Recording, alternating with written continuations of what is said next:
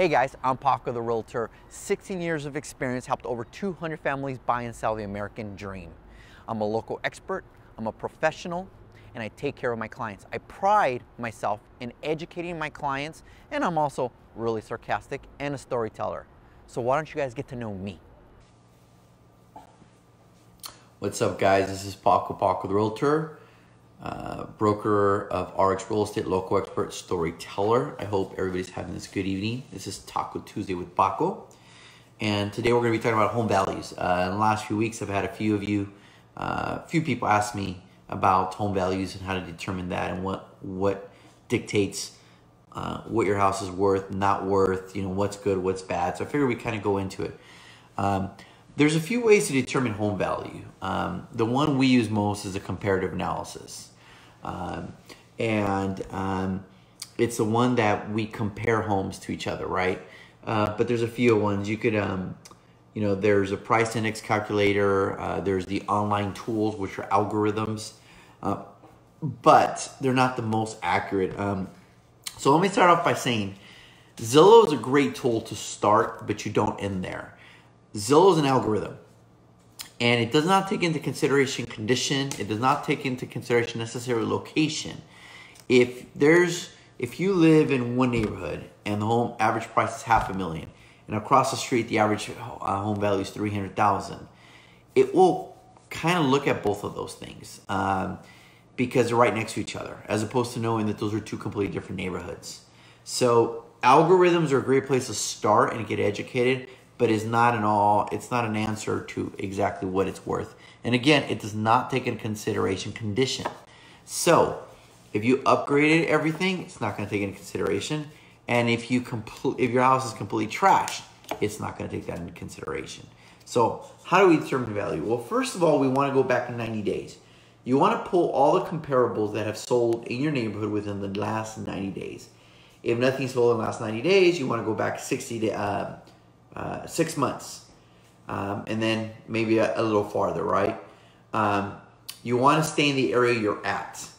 You don't want to cross town to find a value. What they look at is bedrooms, bath, square footage, lot size, year built, condition, upgrades. So how many bedrooms does it have? If your house is a 3-bedroom, and there's a house that's sold in your neighborhood for 4, well, we have to adjust that price a little down because your house is not the same amount of bedrooms.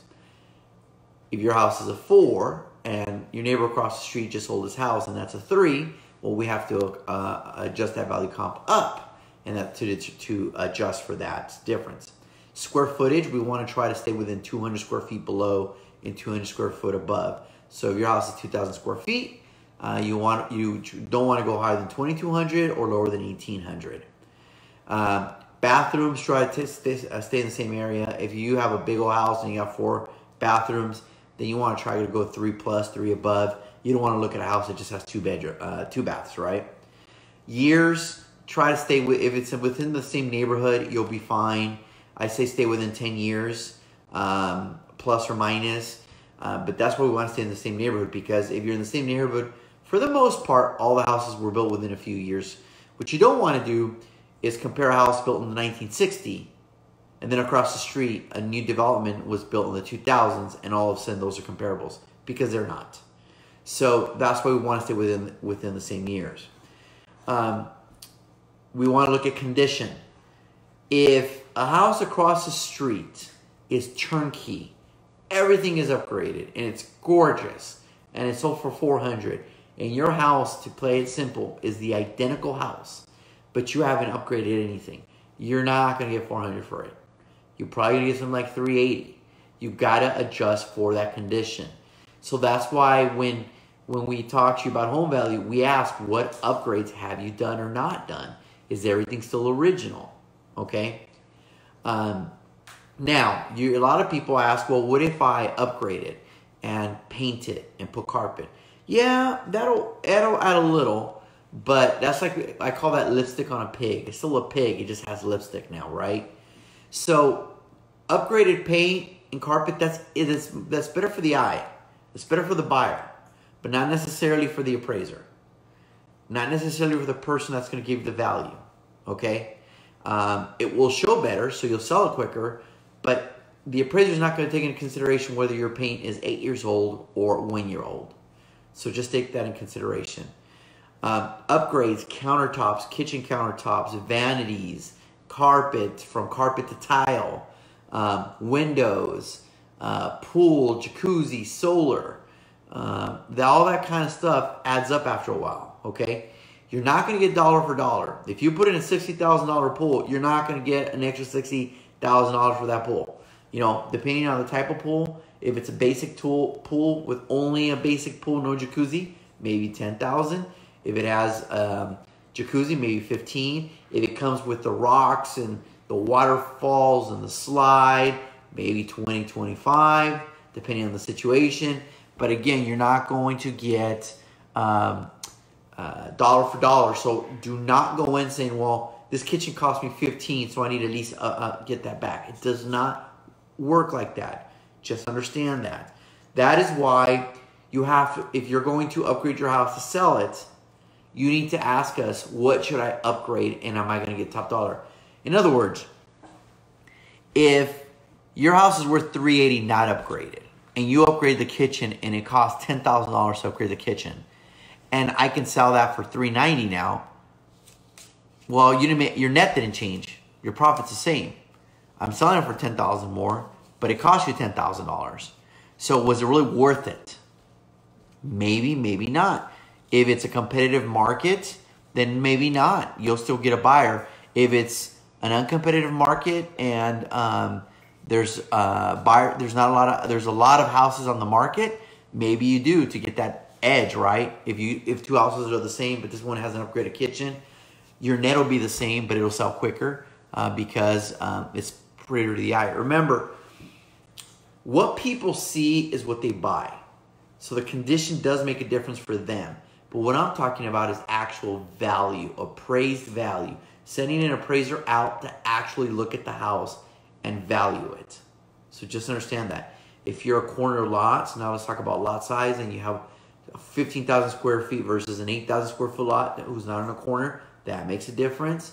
That kind of stuff. Solar panels before, as long as they're not the Hero program, solar panels can be a benefit, especially if they're paid off. Obviously, if you added a pool, not dollar for dollar, but yes, if you upgraded your backyard, put a retaining wall, got more land, usable land, that makes a difference. If your house is from the 70s or 80s and you updated the windows, that makes a difference.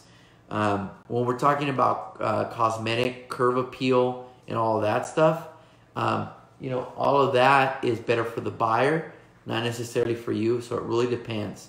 So the easiest answer for us to tell you is start online, get an idea, but when you're ready to be serious, get one of us through that door, call me up and say, Paco, I'm going to sell in 3 or 4 months. How do I get my house ready?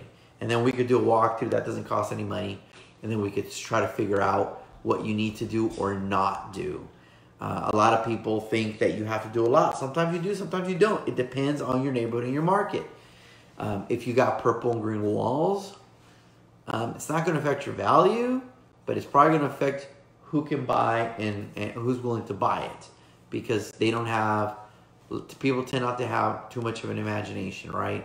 So they see what they see. So it's that kind of thing, right? So upgrades matter. And then also the sales should be within the last 90 days. Like I said, unless you need to go back further.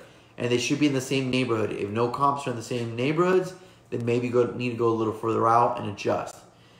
All those little adjustments, 10,000 here, 5,000 there, 3,000 here, 4,000 there, they add up or down.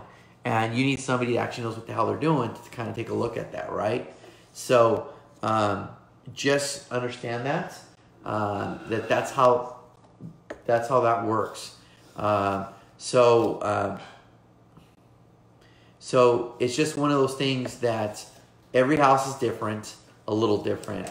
You can't really compare, because a lot of people, well, my neighbor sold their house for 400 and mine's better, worth 420. Well, when you say better, what do you mean? Bigger lot, more square footage, better condition? What is it better? Because we have to be able to quantify that. It's not just because you feel it's better. It's got to be quantifiable. I put in a pool. Theirs doesn't have it. I upgraded the house. Theirs is not upgraded. That kind of stuff, guys. So just understand that is how comparables work. So online is absolutely a great place to start. 100%. Absolutely. But it's also where you get in trouble is if you start the sentence off by saying Zillow said my house is worth. I'm already going to stop you and say I'm sorry, but that's most likely going to be wrong. They do get it right every once in a while, but even all these investment companies that are offering cash, Open Door and all these, they run algorithms, but they still send an agent out to verify condition and location and all that kind of stuff, right, guys? So that's the way all that works. So just understand that.